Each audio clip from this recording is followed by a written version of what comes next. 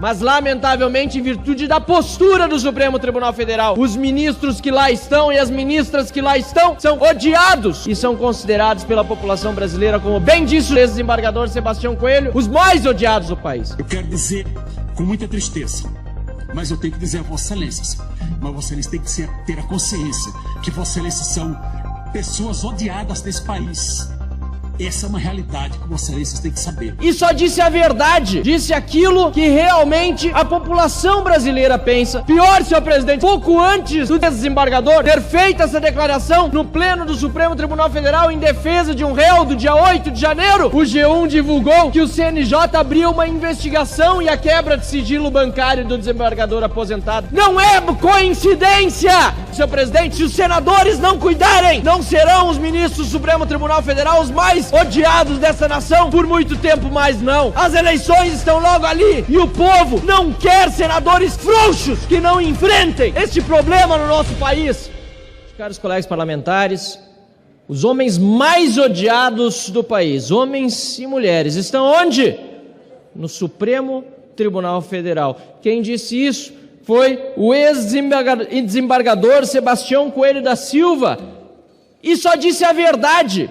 Disse aquilo que realmente a população brasileira pensa sobre os ministros do Supremo Tribunal Federal. Infelizmente, deputado Bibo Nunes, homens que no passado eram vistos como homens honrados, como homens que respeitam a Constituição, como homens que praticam justiça, hoje são odiados pela população brasileira. Coisa, aliás, que nem caberia em relação ao magistrado, deputado Afonso Mota, porque em relação ao magistrado se espera que a população tenha respeito pela posição que ocupa, porque não são políticos. Políticos sim, podem ser amados, podem ser odiados, infelizmente às vezes são até idolatrados. Mas lamentavelmente, em virtude da postura do Supremo Tribunal Federal, os ministros que lá estão e as ministras que lá estão são odiados e são considerados pela população brasileira, como bem disse o desembargador, ex-desembargador Sebastião Coelho, os mais odiados do país. Pior, senhor presidente, a perseguição continua, não para. Pouco antes do desembargador, ex-desembargador, aposentado, portanto, ter feito essa declaração no pleno do Supremo Tribunal Federal em defesa de um réu do dia 8 de janeiro, o G1 divulgou que o CNJ abriu uma investigação e a quebra de sigilo bancário do desembargador aposentado. Não é coincidência que uma hora antes o G1 publique esta informação. Claro que não, é para tentar desestabilizar um homem de coragem, de firmeza, de princípios, um cidadão como o ex-desembargador Sebastião Coelho, que nunca fez mal ao país, pelo contrário, só serviu esta nação.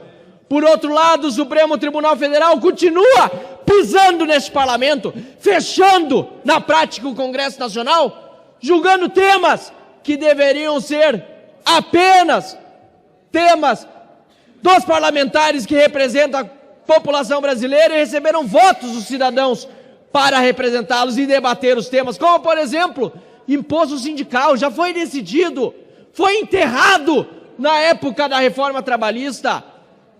Legalização ou descriminalização das drogas, isso é tema do parlamento. Aborto!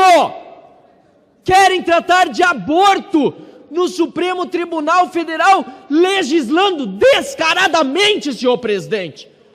Como vamos permitir, como Congresso Nacional, que o Supremo Tribunal Federal passe por cima de nós? É inadmissível. E por isso concluo dizendo, senhor presidente, que se os senadores não cuidarem, não serão os ministros do Supremo Tribunal Federal os mais odiados dessa nação por muito tempo mais não. As eleições estão logo ali e o povo não quer senadores frouxos que não enfrentem este problema no nosso país.